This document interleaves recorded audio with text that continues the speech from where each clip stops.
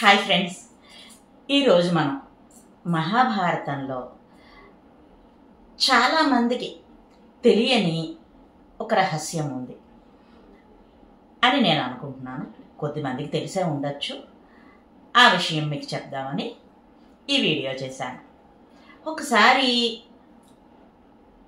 అర్జునుని భార్య ఉలూచి, ఆ రోజుల్లో రాజులకి చాలామంది భార్యలు ఉండేవారు. వారిలో ఒక ఆమె ఉలూచి. ఆమె తన తోటి చెలికత్తెలు నాగకన్యలతో కలిసి గంగా నదికి వెళ్ళింది. అక్కడ అదే సమయానికి వసువులు స్నానం చేయడానికి వచ్చారు. అప్పుడు గంగాదేవి వారికి నమస్కరించి వాళ్లతో ఆమె బాధ చెప్పుకుంది. నా కుమారుడైన భీష్ముని అర్జునుడు శిఖండిని ముందుంచుకొని తన బాణాలతో చంపాడు. ఇది మీకు అధర్మం అనిపించలేదా?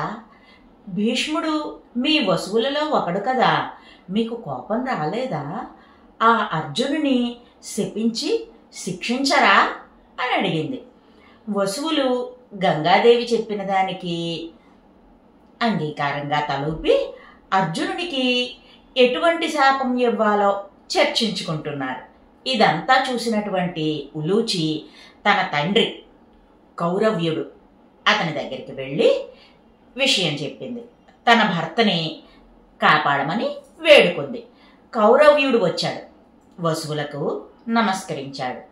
భీష్ముడే ధర్మాన్ని రక్షింపతలచి శిఖండిని ఎదురుగా వాడి యుద్ధం చేయమని ఉపాయాన్ని ధర్మరాజుకు చెప్పాడు. దీని యందు అర్జునుని దోషం లేదు కాబట్టి శపించవద్దు అని ప్రార్థించాడు. వసువులు కౌరవ్యుడు చెప్పింది విన్నారు. విని తాము శపించకపోయినా అర్జునుడు చేసింది పాపం కాబట్టి ఫలితం అనుభవించక తప్పదు అన్నారు తమ వాక్కుతో. ఇక ఈ దోషానికి అర్జునుడు ఏ విధంగా ఫలితాన్ని ఎప్పుడు ఎలా పొందాడో చెప్పుకుందాం. కొద్దిగా ముందు రోజుల్లో జరిగినటువంటి విషయాలు కూడా మాట్లాడుకుందాం. అర్జునుడు అరణ్యవాసం చేసేటటువంటి సమయంలో ఒకనాడు మణిపుర రాజ్యానికి చేరుకున్నాడు. ఆ రాజ్యాన్ని పరిపాలిస్తున్నటువంటి చిత్రవాహనుడికి ఒక్కతే కుమార్తె. ఆమె పేరు చిత్రాంగద. అర్జునుడు చిత్రాంగద ఒకరినొకరు ఇష్టపడ్డారు.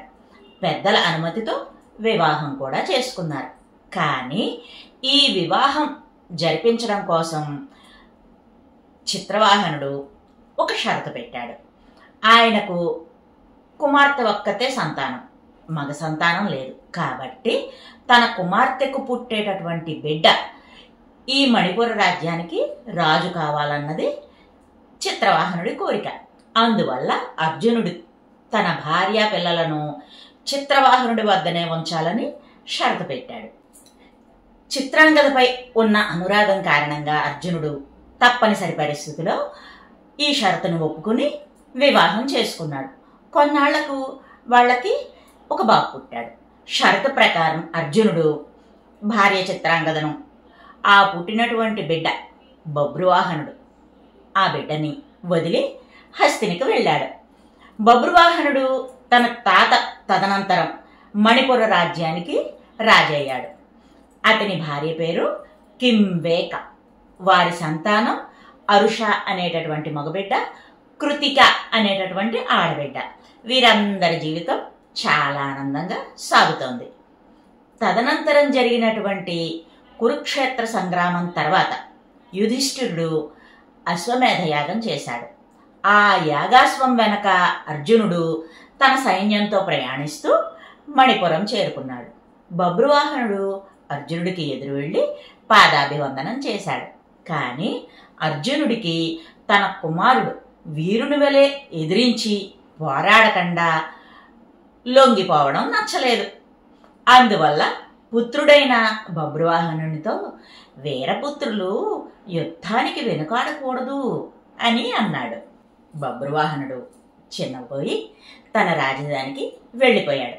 ఈ విషయం తెలుసుకున్నటువంటి ఉలూచి యుద్ధం చేసి తండ్రిని సంతోషపరచమని ప్రోత్సహించింది. దాంతో సైన్యంతో కలిసి బబ్రువాహనుడు అర్జునుడిపైకి దండెత్తాడు. అప్పుడు బబ్రువాహనుడికి అర్జునుడికి యుద్ధం జరిగింది. అర్జునుడు ప్రయోగించినటువంటి ఒక బాణం వల్ల బబ్రువాహనుడు మూర్ఛపోయాడు. కానీ బబ్రువాహనుడు మూర్ఛపోక ముందే ఒక బాణ ప్రయోగం చేశాడు. ఆ బాణం అర్జునుని రొమ్ములో గుచ్చుకుంది. అది అర్జునుడి ప్రాణం తీసింది.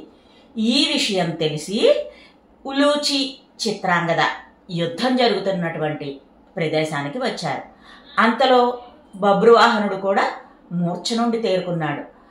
తన తండ్రి తన వల్ల మరణించాడని తెలిసి ప్రాయోపవేశం చేసి ప్రాణాలు విడిచేందుకు సిద్ధపడ్డాడు. అప్పుడు ఉలూచి బబ్రువాహనుని ఆ యొక్క ప్రయత్నం నుంచి విరమింపచేసి తన తండ్రి దగ్గర ఉన్నటువంటి సంజీవమణిని ఇచ్చి అర్జునుని గుండెలపై ఉంచమని చెప్పింది. అర్జునుడు అప్పుడు పునరుజ్జీవితుడయ్యాడు. అప్పుడు ఉలూచి అక్కడ ఉన్న తన వారందరికీ కూడా అర్జునుడు కురుక్షేత్ర సంగ్రామంలో 8వ వసువు అవతారమైనటువంటి భీష్ముని చంపడం వల్ల ఆ వసువులు ఇచ్చినటువంటి శాపం అంటే పాపఫలం అనుభవిస్తాడు అని చెప్పిన విషయం తెలియజేసింది అందరికీ. ఎంతటి వారైనా సరే తప్పుని తెలిసి గాని తెలియక గాని చేస్తే ఆ పాప ఫలాన్ని అనుభవింపక తప్పదు అని ఈ కథ మనకు వివరిస్తోంది. అదర్రా ఈనాటి మన మహాభారత కథ. మరో మంచి వీడియోతో మళ్ళీ మీ ముందుకు వస్తా. By bye friends.